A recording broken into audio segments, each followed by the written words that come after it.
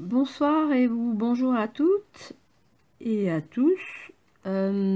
Si je fais cette vidéo, c'est pour revenir un peu sur l'espèce de débat que ma dernière vidéo a suscité, et aussi pour réagir aux différents posts et commentaires que j'ai pu recevoir, que j'ai plus ou moins apprécié, hein, si je peux le dire franchement. Concernant la vidéo de la pastel avec le silkscreen, où j'ai utilisé cette fameuse laque. Voilà, la laque pour les cheveux, hein, un truc très ordinaire, qui n'est pas de la laque pour la pastel, mais qui a toutes plus ou moins les mêmes performances, c'est-à-dire de fixer plus ou moins bien la pastel quand on l'utilise. On m'a reproché, j'en sais rien si on m'a reproché, mais au moins de tout ce que j'ai pu voir sur Facebook via le site tuto et astuces de polymériste, où on se demandait, où on m'a dit c'est pas la peine d'utiliser la laque, ça sert à rien, et aussi via ma chaîne, hein, que la laque ne servait à rien et que ça pouvait tout à fait fonctionner sans l'utilisation de la laque. J'ai eu beau dire que non, hein, non, si j'ai utilisé la laque, c'est qu'il y a des raisons bien spéciales. Et là, du coup, moi j'ai eu envie de se faire un espèce de crash test sur laque ou pas laque, avec cette technique, hein, cette technique là particulièrement, du silkscreen et de la pastel. Voilà, donc j'ai préparé déjà en avance ma pâte crue, que j'ai, comme vous avez pu le voir sur ma vidéo, hein, que j'ai mis ma poudre de pastel. Elle est crue, elle n'est pas cuite, hein, et on voit encore que il y a, voilà, il y a la couleur qui vient se mettre sur le doigt. Et je vais devant vous utiliser le silkscreen. Alors le silkscreen, c'est quoi? C'est ni plus ni moins un tamis. Ça ressemble à ce qu'on peut utiliser en sérigraphie. On le voit bien, il y a des petits... alors, je ne sais pas si ça va fonctionner là avec la caméra, mais il y a des petits tamis, des petits trous. Et c'est ça qui rend un peu la difficulté du maintien de la pastel et des surprises qu'on peut avoir si on n'utilise pas la laque. Voilà. Et même si on est très précautionneux. Donc, je vais y apposer ma poudre. Je vais gratter ma pastel. Comme j'ai fait sur la vidéo, hein, je ne vais rien inventer de plus. Là, en direct.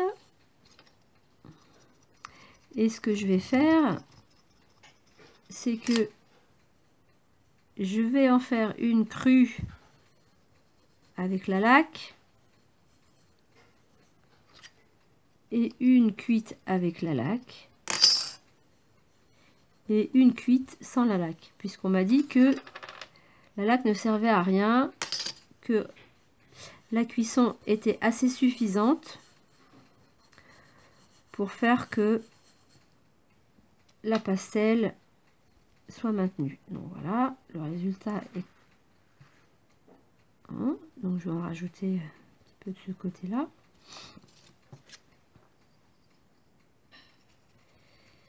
Donc les commentaires que j'ai eu, je les ai supprimés.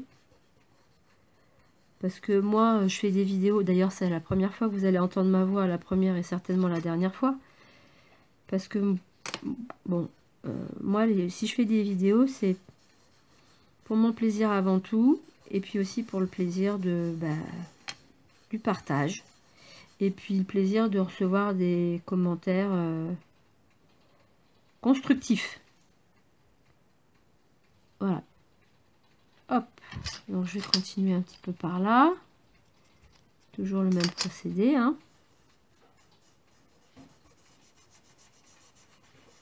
Crac.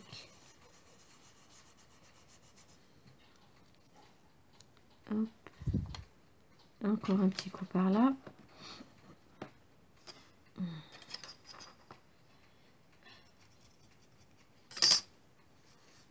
Donc, je fais ça vite fait parce que je ne veux pas y passer la nuit.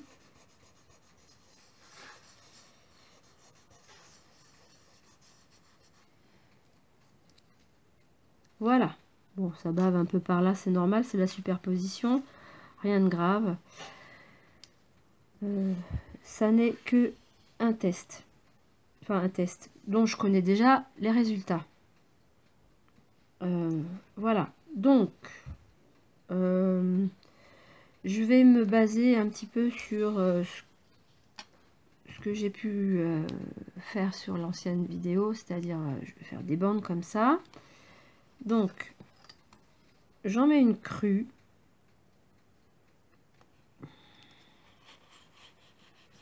Tac, celle-ci, elle va aller directement en cuisson.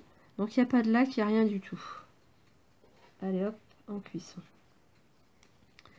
Je vais peut-être même pousser le vis un peu plus loin. On va faire ça. Parce qu'on m'a parlé de si on est assez précautionneux, si on fait suffisamment attention. Voici, et ben ça fonctionnera pareil. Pas besoin de la laque. On peut manipuler la pâte sans problème, sans que ça bave. Certainement. Mais il y a des fois, ça marche pas suffisamment. Donc ce que je vais faire, c'est que toute cette partie-là, je vais mettre de la laque. Pouf.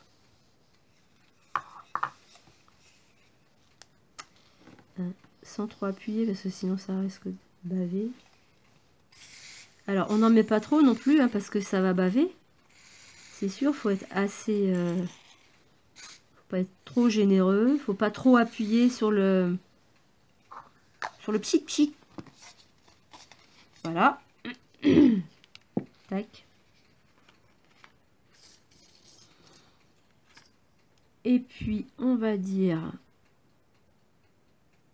que ça, on se le garde. Donc la partie du bas, elle est pleine de laque. Et ce qu'on va faire, c'est qu'on va se mettre un petit... pour pas dire, ah bah t'as triché ou je sais pas quoi, hein, parce qu'il y a des vicieux hein, partout. Voilà. Celui-là, c'est celle de la laque. On va attendre que ça sèche. Crac. On va attendre aussi que ça sèche un petit peu, ça. C'est assez rapide en général. Ça, on n'en a pas besoin. Cette partie-là va aller au four. Cette partie-là aussi. Et je vais utiliser ça. Tac. Je sais pas si on peut le voir à la caméra. On voit bien là que cette partie-là, elle n'est pas laquée. Cette partie-là, elle est laquée. Alors, la laque, elle a aussi l'avantage de rehausser un peu les couleurs. Donc, je pose délicatement, sans faire de bavure, parce que ça, effectivement, quand on utilise ce genre de pièce qui est toute droite, qui n'a pas de courbure, qui n'a rien du tout, c'est facile à manipuler avec précaution. Mais quand on commence à avoir un peu des pièces un peu complexes, avec cette technique-là, ou l'équivalent, quand on manipule la pastel, je vais y revenir, on peut avoir des surprises. Alors, moi, je suis pas la reine de la précautionneuse, hésitez. Je fais de mon mieux. J'ai le désavantage d'être impatiente, donc je vais toujours trop vite. Mais en gros, c'est ça, voilà. Même si on va manipuler avec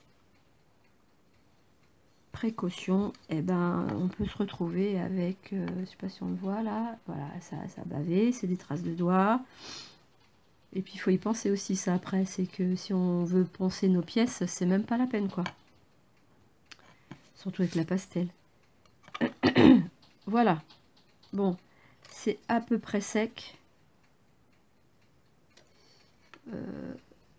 À peu près, il y a encore là, ça c'est pas sec encore. Celle-ci, elle est sec, donc je la mets au four.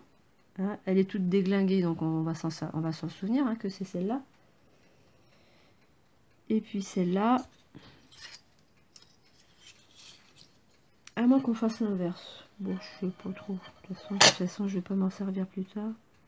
Celle-là, elle a de la laque. On va attendre que ça sèche. Tout ça, ça va aller au four. Allez, hop, c'est reparti.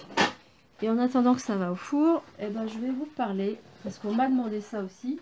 Tiens, je mets 30 minutes, hein, 30 minutes ou plus. Tout le monde le sait que on peut cuire ça à plus de 30 minutes, tant qu'on ne dépasse pas les 130 degrés.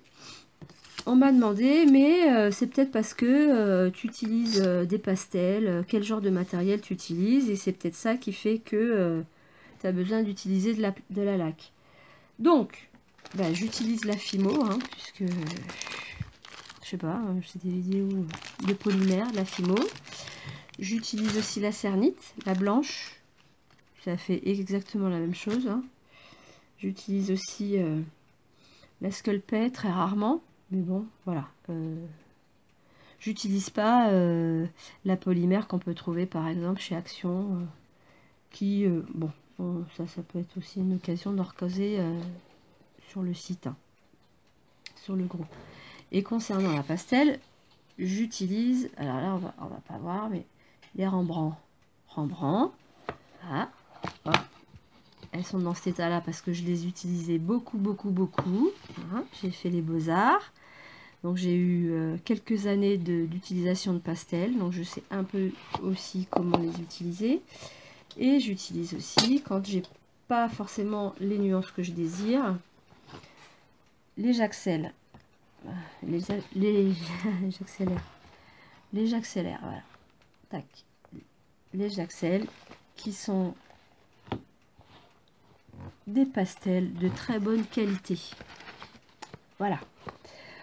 Après, on m'a aussi reproché que c'était pas la pastel, mais le pastel. Bah oui. J'ai 49 ans de pastel au féminin. Donc pour moi, ça restera la pastel. J'aurais beau faire tout et tout ce qu'il faut et tout ce qu'il faut pas faire, mais je dirais toujours la pastel parce que je trouve que c'est peut-être plus joli comme ça. Et je suis désolée de cette dérive linguistique, mais voilà. Je vais essayer de faire des efforts malgré tout. Après, bah, je vais anticiper un peu sur les résultats. Je vais aussi expliquer bah, pourquoi moi je trouve que... Ah bah non, je vais d'abord parler aussi de la laque. Qu'est-ce que c'est que la laque? Il y a plein de petites choses là, ici. Alors, on va pas les voir à la caméra, je pense pas. Bon, là il y a de l'alcool. On sait bien qu'il y a de l'alcool. Le butane, c'est du gaz. Propane aussi. Il y a de l'éther, de l'alcool, encore de l'alcool. Bon, il y a de la chimie. Hein. Ça, on le sait bien. Des acides, et tout ça, du propanol. Tout ça, c'est de l'alcool, éthynyle. Il y a de l'eau. Et il y a de la copolymère. Voilà, c'est marqué là. Hein. Je l'invente pas. Donc, voilà. La laque, c'est un plastifiant. C'est quelque chose qui est à base d'eau, à base d'alcool, à base de parfum, à base d'agents propulsants, parce que ouais, pour s'en mettre sur les cheveux, c'est un peu plus pratique. Ça vaut ce que ça vaut, mais c'est que c'est surtout un mélange de polymères. Voilà, je suis... Donc, ce polymère-là, il permet au soutien de la structure quand on l'utilise sur nos cheveux, et puis bah, il permet aussi que quand on lave ses cheveux, ça s'en aille. Voilà. Hein. Je le remontre pour le plaisir. Copolymère. Voilà. De l'eau, du propanol, des acides. Bon, on ne peut pas dire non plus que ça soit de la super... Hein, c'est pas bio. Hein. Voilà, c'est du chimie. Mais à la dose... Bon, et c'est inflammable. Ouais. Mais ça va pas exploser dans le four. Parce que vraiment, on en utilise très peu. Voilà. Qu'est-ce que j'avais d'autre à dire? J'avais à dire aussi que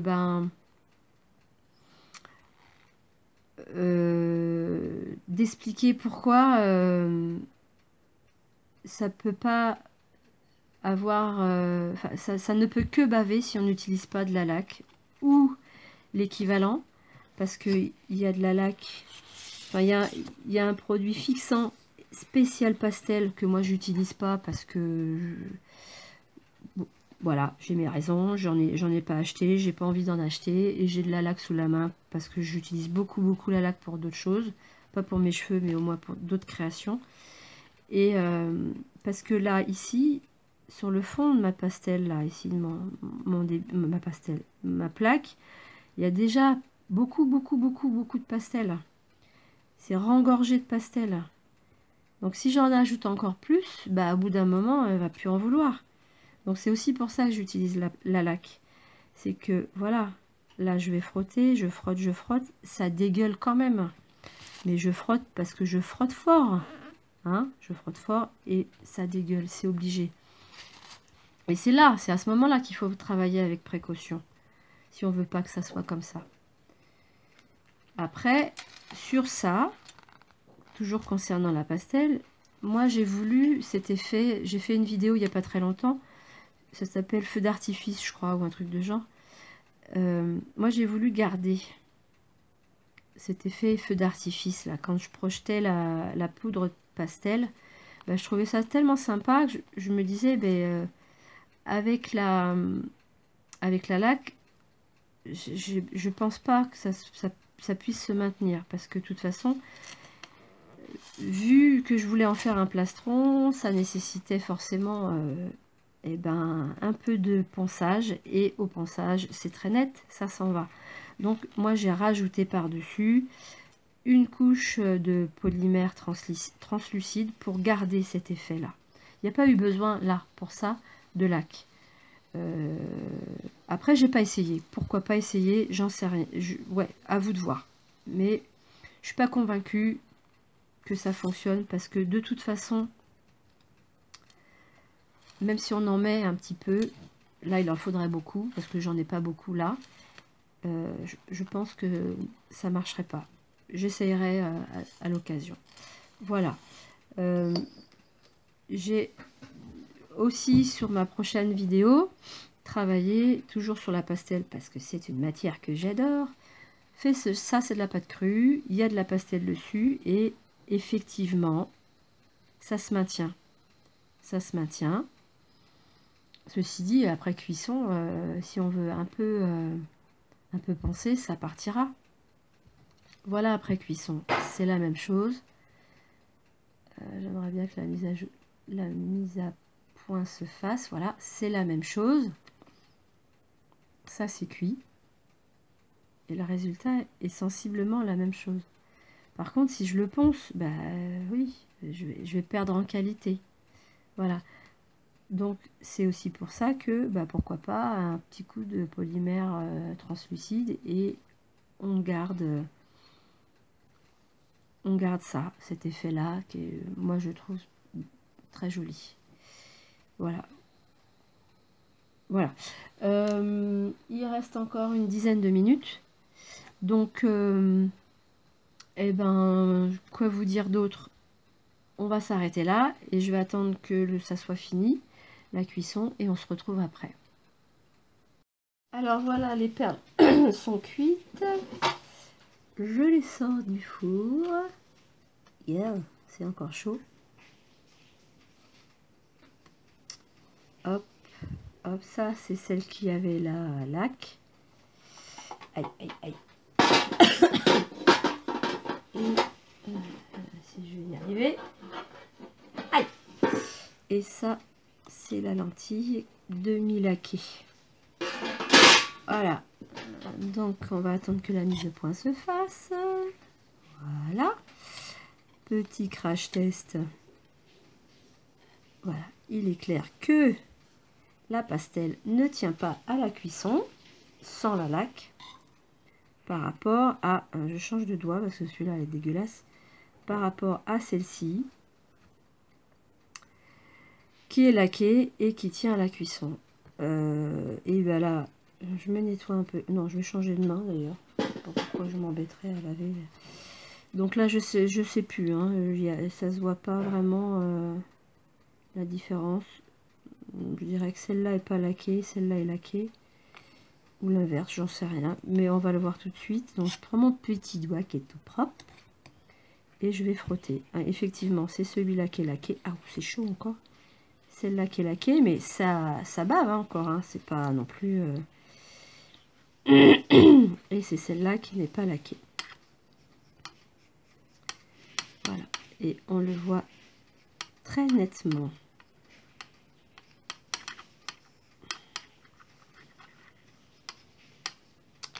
Voilà. Donc là, je pense que je peux pas faire mieux. Hein. Les images parlent d'elles-mêmes. Pas de cru avec la...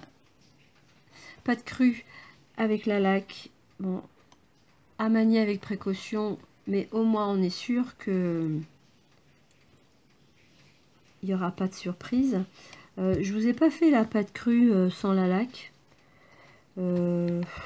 Mais je sais pas si ça vaut vraiment le coup, parce que pâte cuite sans la laque, bah, on a ça, hein, quelque chose de complètement délavé, qui sert à rien et qui va finir à la poubelle. Pâte cuite avec la laque, là il y a un maintien, et puis ici on a les deux, voilà. J'en avais fait même une auparavant. Je crois que eh ben, l'expérience parle d'elle-même. Donc, oui, les filles, utilisez la laque si vous voulez pas être trop déçus de vos créations. Et surtout si vous y passez beaucoup de temps. Il n'y a pas de risque. Le four va pas exploser. Vous n'allez pas être intoxiqué. Moi, je trouve que c'est un bon outil. Je ne suis pas une néophyte. D'après ce que j'ai pu lire dans mes commentaires sur ma chaîne, commentaires que j'ai volontairement supprimés aussi parce que je vois pas l'intérêt, vraiment. On peut partager des critiques et elles sont toujours bonnes à prendre. Hein. D'ailleurs, c'est pour ça aussi que j'ai voulu faire ce test, voilà, faire cette vidéo pour vous montrer par vous-même que et ben voilà, ce que je raconte, c'est pas des bêtises. Et toutefois, si j'avais eu tort, ben, j'aurais fait la même chose. Hein. J'aurais dit, bah oui, en fait, la laque, ça sert à pas grand chose. Mais la laque, elle sert un peu à quelque chose quand même. Voilà. Je tenais à remercier, tant qu'on y est, je tenais à remercier Marion pour son soutien dans cette histoire, parce que qui a pris un peu d'ampleur, je trouve. Moi qui étais très discrète jusqu'à maintenant, après mes 10 ans de pratique de polymère, 10 ans et plus même, et Oh la coquette aussi, que je remercie pour son soutien, et puis bah, je vous dis bonne soirée les filles, et surtout gardez la pêche et bon patouillage. À bientôt.